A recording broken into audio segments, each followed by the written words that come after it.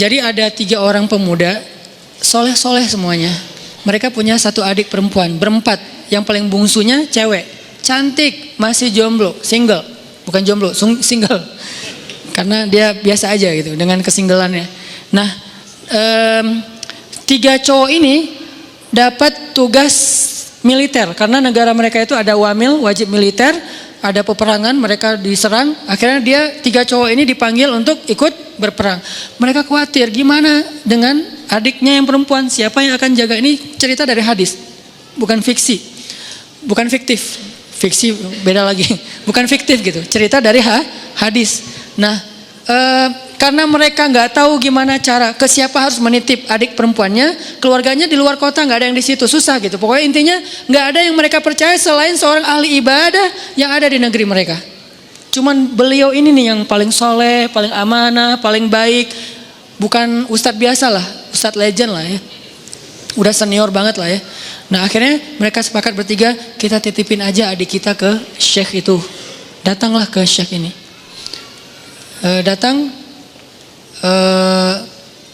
Kalau nggak salah namanya Barsisa, nama syekhnya, Syekh Barsisa.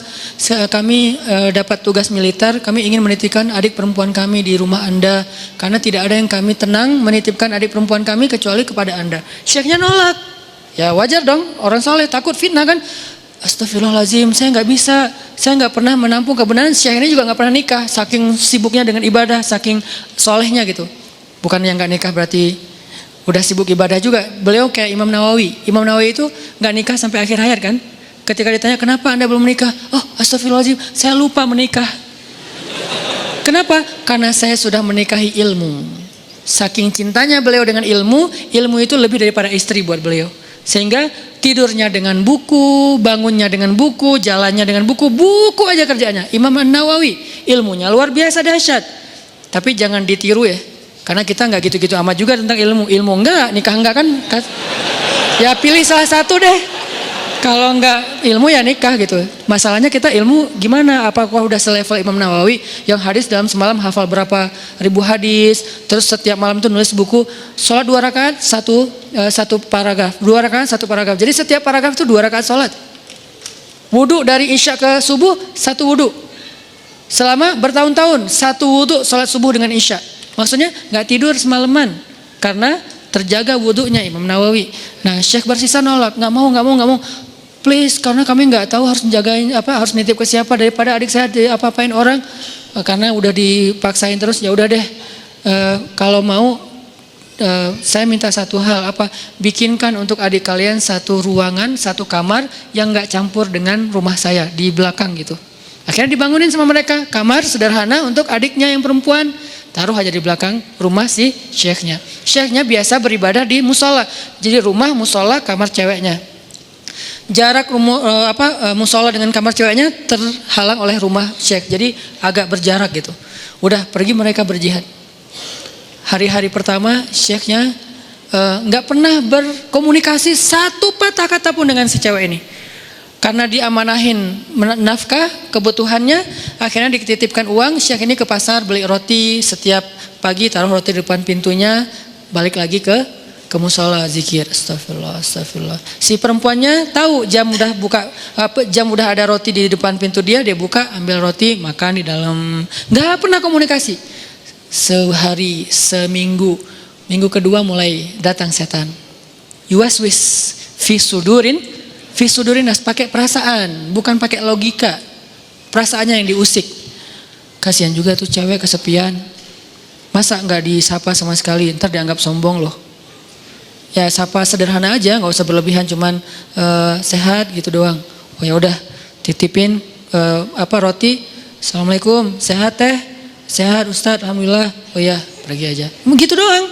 Jadi kayak japri, sehat, udah. Nggak pakai emoticon. Jadi benar-benar kayak tiis aja gitu kan ya, dingin aja, nggak ada apa-apa gitu. Zikir astagfirullahaladzim. Besok datang lagi setan. Masa cuma nyapa doang? Siapa tahu dia pengen sesuatu tapi nggak berani ngomong karena kaku. Ya lebih lemes lagi lah, biar siapa tahu si cewek ini butuh apa nanti dia bisa ngomong karena nggak malu. Oh ya juga sih. Teh sehat ya, kalau butuh apa-apa kasih tahu saya ya. Oh iya Ustadz makasih.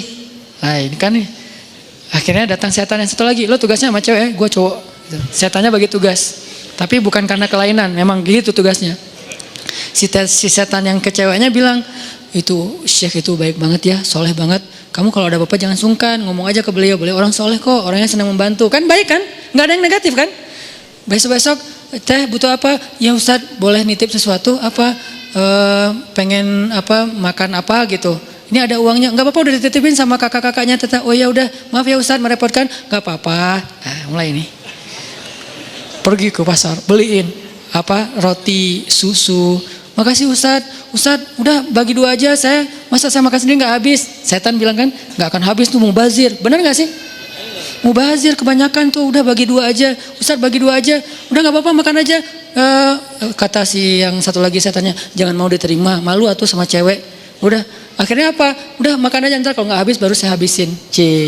Mulai kan, makan, Ustadz nggak habis, ya udah sini dihabisin. Mulai kan agak-agak gimana gitu kan, bekas makan. Lama-lama datang lagi setan tuh, coba tanya, siapa tahu dia pengen belajar sekaligus daripada dia diam-diam aja, nyantri aja sekalian. Nyantrinya apa?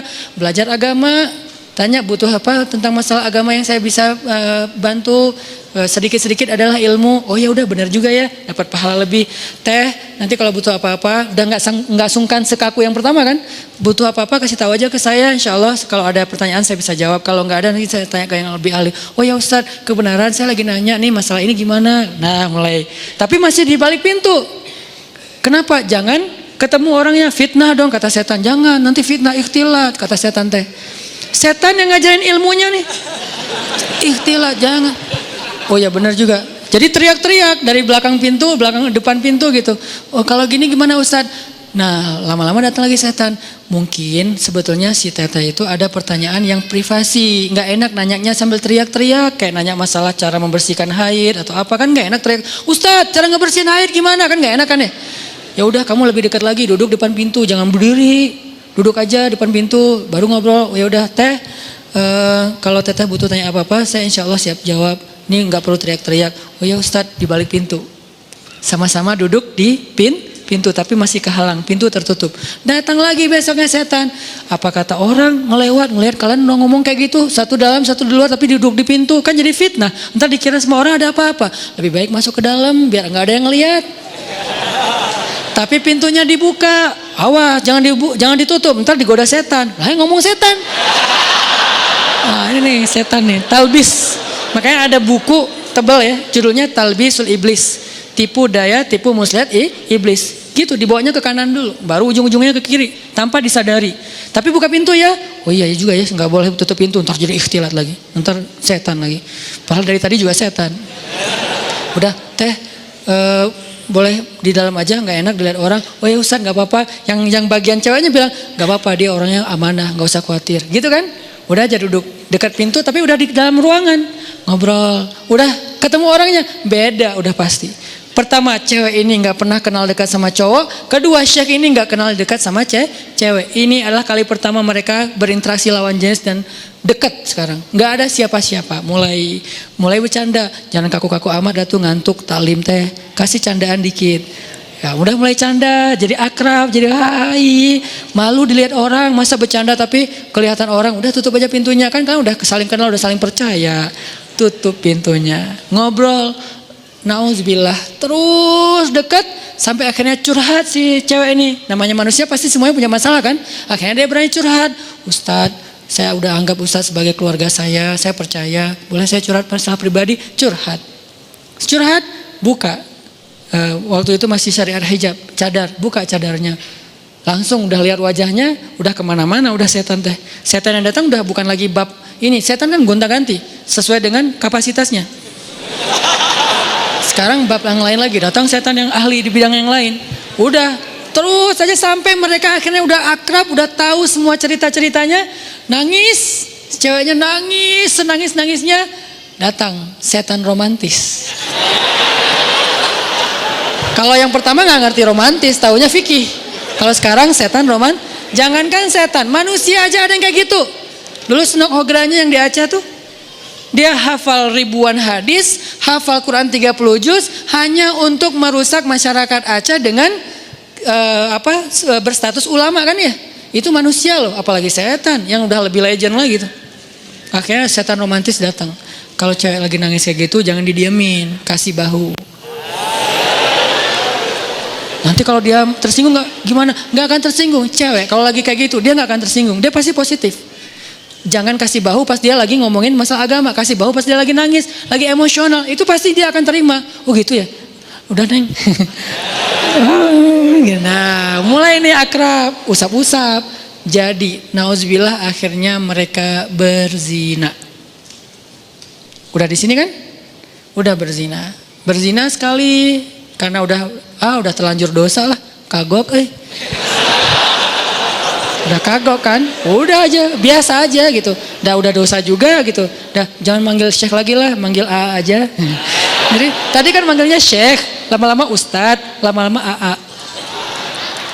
Manggil lah, udah akrab teh, udah zina, ada segala macam, nauzubillah.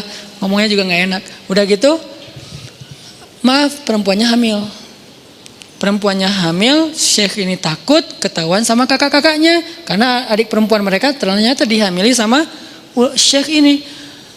Kalut, panik, datang setan kriminal. Bilang, lo udah bikin adiknya, lo gak akan dibiarin hidup. Setannya udah beda ngomongnya. Ngomongnya udah beda. Udah terlanjur. Udah lo habisin aja deh. Gak usah banyak mikir, udah lo habisin aja lo sekarang. Udah. Gitu-gitu. Oh udah dihabisin, dibunuh ceweknya. Karena takut ketahuan. Ditakut-takutin sama setan. Pokoknya lo habis lo, malu semua orang kampung akan mencela kamu dan segala macam. Pokoknya dibikin goyah banget nih Syekh ini. Akhirnya dibunuh, dikubur di belakang rumah. Tapi udah dibisikin sama setan alasannya, modusnya apa? Bilang aja sakit, meninggal, dikuburin.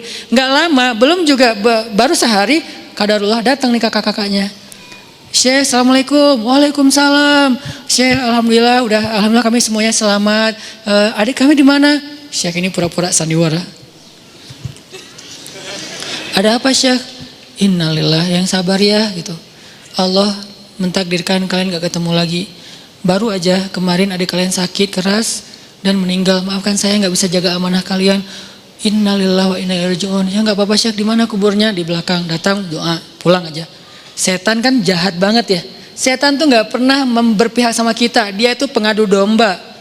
Malam setan ini datang ke dalam mimpi ketiga kakak beradik ini. Mimpinya sama. Setan yang sama, gimana gak sama redaksinya. Mimpinya sama. Datang, adik kalian itu gak meninggal sakit, dibunuh setelah dinodai sama Syekh itu. Buktinya kalau kalian mau tahu, coba kalian gali kuburnya, lihat bekas pembunuhan itu. Kalau datang ke satu, ya anggap aja mimpi. Datang ke yang kedua, sama. Ketiga sama, bangun dari mimpi. Saya mimpi buruk tentang adik, saya juga sama. Apa mimpinya? Diceritain, kok sama ya mimpi kita? Mencurigakan sekali kan? Kok mimpi kita sama? Wah bahaya nih, kita bukan suudzon sama Syekh, tapi kita harus buktiin. Ayo, besoknya mereka diam-diam datang, digali kubur adiknya yang belum kering, yang masih basah tanahnya. Benar ada bekas pembunuhan dan dia dalam keadaan hamil. Syekh ini langsung dibawa ke pengadilan, dikeroyok sama massa, dibawa ke pengadilan, diputuskan hukuman mati. Di tiang hukuman mati, sebelum dia mati, datang setan yang terakhir. Setan yang paling banyak ilmunya, ulamanya setan. Ini nih setan paling pro nih. Datang terakhir. Syekh, kata dia. Syekh tahu selama ini kenapa Syekh sampai di sini? Yang membuat Syekh sampai di sini tuh saya dan geng. Saya and the gang. Kita yang menggoda Syekh dari awal mau menerima cewek itu, kemudian ngasih roti, kemudian mau menyapa, kemudian mau fatwa, kemudian duduk di dalam rumah, kemudian menutup pintu sampai berzina, membunuh dan seterusnya, berbohong, itu semuanya kami. Dan sekarang kamu udah gak bisa ngelak.